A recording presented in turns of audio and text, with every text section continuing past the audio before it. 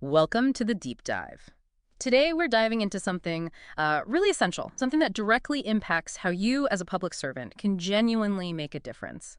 Our focus. It's innovation within the Canadian Public Service. Yeah, and we're not just talking about change for its own sake, are we? No, exactly. We're tackling the core problem, really, of moving beyond the status quo.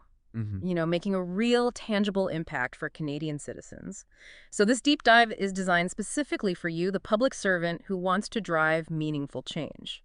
Our source today is a really fantastic article, Battling the Deep Status Quo, Policy Innovation in Canada's Public Service, Part 1. It's by Sharon Isle and Jonathan Kraft. And it pulls out key insights from, fascinating conversations they had with senior policy leaders right there in Ottawa. Yeah, it gives a great window into things. It really does, both the challenges and, maybe surprisingly, the opportunities for innovation. And our mission for this deep dive is precisely that, to unpack those complex challenges and, like you said, the equally surprising opportunities for fostering innovation, yes, but also scaling it, sustaining it across government. Right. And we'll be focusing on how this directly benefits Canadians because, at the end of the day, this isn't just innovation for innovation's sake. It's about making public policy genuinely better. More effective in the real world. Exactly. So the report, it jumps right in, identifies this deep status quo as, the elephant in the room. What exactly is so deep about it? Is it just bureaucracy, or is there something more fundamental limiting innovation here? That's a great question. Because it's definitely not just surface-level stuff.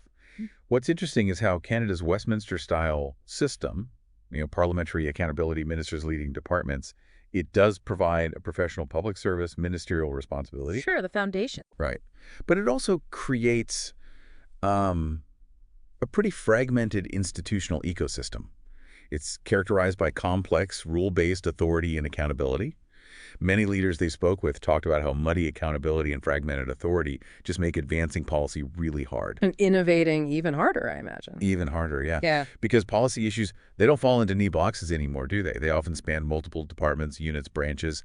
So while innovation can happen too often, energy and resources just get sunk into coordinating the process. Right. Not actually innovating within it. Exactly. It's like trying to innovate while running an obstacle course. That paints a really clear picture of the structures. But is it purely structural?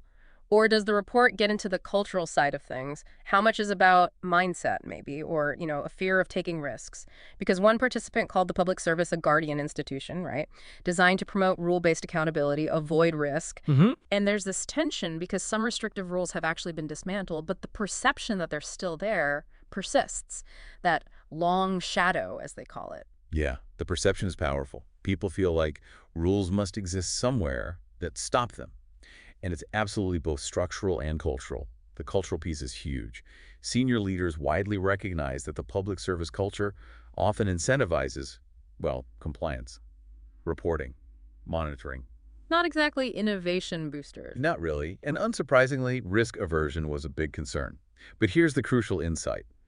Senior leaders are starting to realize the risks in not taking risks. Interesting. So sticking with the old ways can be worse. Potentially far more damaging, yes. Yeah. They recognize the need to better incentivize staff to normalize policy innovation.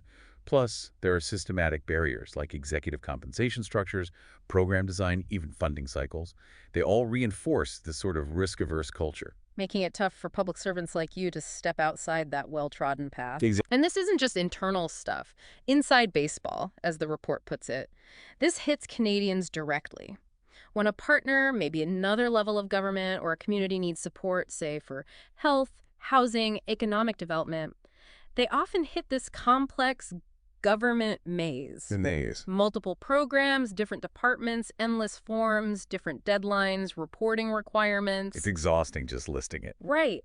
That fragmented system, that deep status quo, it directly affects citizens trying to get the support they need. It's a real barrier. It certainly is. But, and this is important, despite these challenges, the conversation wasn't all doom and gloom. Good. The source makes it clear. Policy innovation does happen. Yeah. And that leads us to, a more optimistic part of this. How does innovation actually break through? Okay, so after laying out those challenges, you might think innovation is, nearly impossible. But the report clearly states, thankfully, that it does happen. It does. The senior leaders pointed to crises, didn't they? like the COVID pandemic or the global financial crisis, times when urgent circumstances just forced innovation. Yeah, necessity really is the mother of invention sometimes.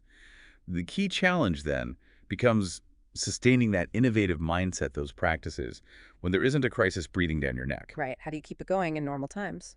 Well, for some, it was about awakening the latent capacity already in the system, helping public servants question if certain rules really exist, or finding clever ways to innovate within the existing framework. Kind of working the system, but for good. Sort of, yeah.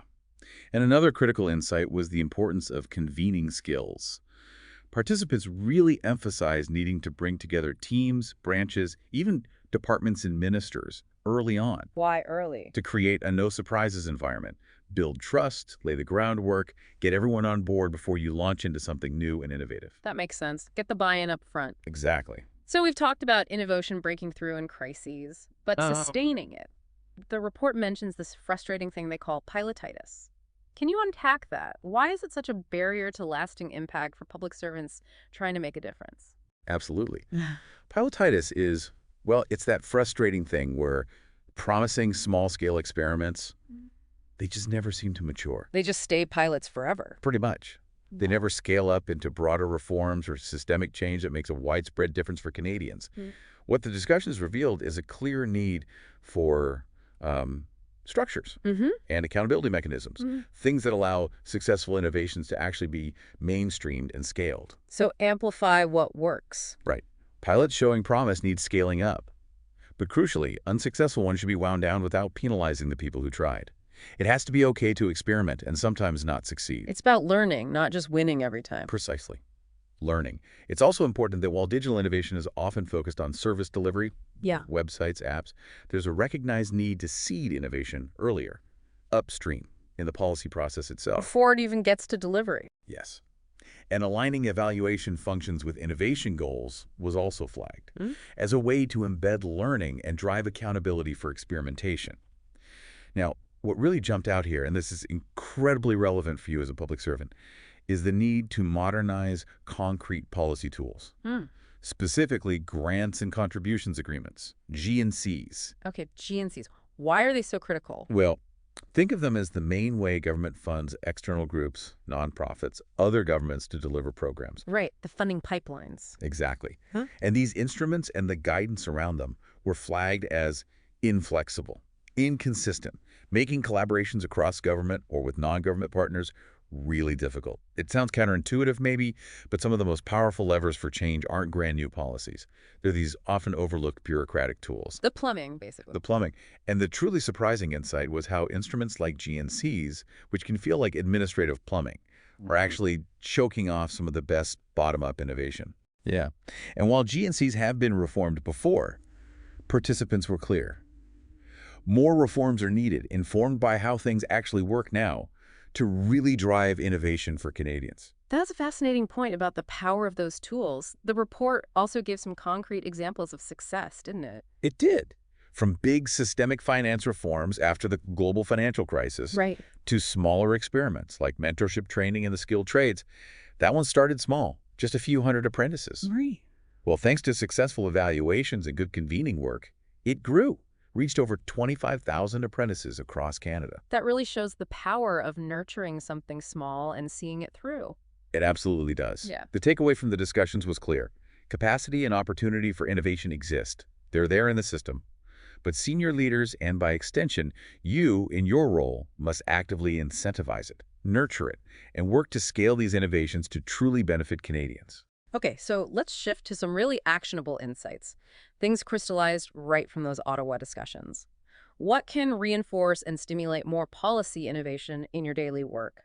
What are the key takeaways for public servants listening who want to make that difference? Okay, first, the big insight is that innovation can't just be a side project. It needs to become, well, routine, like checking your email.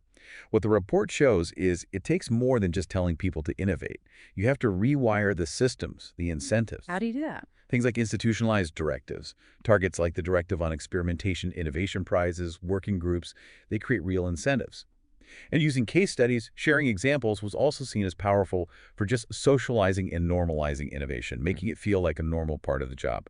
Second, cross-sector and horizontal collaboration. This was a huge theme. Breaking down silos? Exactly. Deeper integration across departments, but also with non-governmental actors. Ideas floated included policy incubation hubs in departments, HR reforms for interdisciplinary teams, innovation partnerships with the private sector, academia. Real partnerships. Yeah. Things like community-focused funding, collaborative horizontal policy initiatives. These show how bringing the right people together can really serve Canadians better. Third, actually embedding innovation in organizations. This could be really impactful. There was a great example cited, the National Research Council's model. They mandate 20% of researchers' time for experimentation. 20%? Wow. Yeah. It builds in the time, the expertise, dedicated funding. It creates a sustainable model for continuous innovation. It's part of the core job, not just an add-on when you have spare time, which is never. Right. Makes sense. Fourth, redesigning core instruments. We touched on GNCs, The plumbing again. the plumbing, Ah, but also regulatory processes, procurement systems, what foundational elements need rethinking. They talked about tools like sludge audits, which are basically systematic reviews to find and remove unnecessary bureaucratic hurdles, those friction points that slow things down. cutting red tape, essentially. Cutting the unnecessary red tape, yes. And things like outcome-based funding, Yeah. making processes simpler, more effective for the Canadians they're meant to serve. Fifth, leadership, accountability, and trust. These are absolutely critical. Trust, internal among colleagues and external with partners, was seen as fundamental. You can't innovate without trust. How do you build that? Well, encouraging executives to actually engage with frontline service experiences, with operational policy staff, understanding the ground reality, and crucially, clarifying and supporting accountability in a way that empowers public servants to take necessary risks. So it's safe to try new things. Exactly. Building a culture where trying something new, even if it doesn't pan out perfectly, is seen as part of the job, not a career ender. And finally, sixth, strengthening convening practices. We mentioned this earlier, bringing together the needed teams, units, departments early, highlighting the value proposition, finding consensus, demystifying innovation. Getting everyone around the table before issues pop up. Yes, ensuring that no surprises environment that really fosters collaboration. That's a lot to consider, but it does lay out a kind of roadmap, doesn't it? So thinking about all that, what stands out to you, the listener, as an area where you could maybe start to make a difference in your own role? Something that could impact the lives of Canadian citizens. So wrapping up this deep dive, I think the core message is pretty clear. Innovation isn't always about building something brand new. No, sometimes it's about stopping things. Right. Having the courage to stop what doesn't work anymore, making space for something better, and policy innovation, as we've heard loud and clear, needs ongoing commitment from everyone. And that ongoing commitment, it really does place a particular emphasis on senior executives. Their role is critical in actually taking on that deep status quo, leading by example. Definitely. So as you go back to your daily work, think about this. Here's a final thought for your own reflection. What deep status quo assumption, maybe one you've always just taken for granted in your work, could be questioned? Could it be reframed to unlock a new way of serving Canadian citizens? And maybe what small step could you take this week, even just a small one, to challenge that assumption? Thank you for joining us for this deep dive.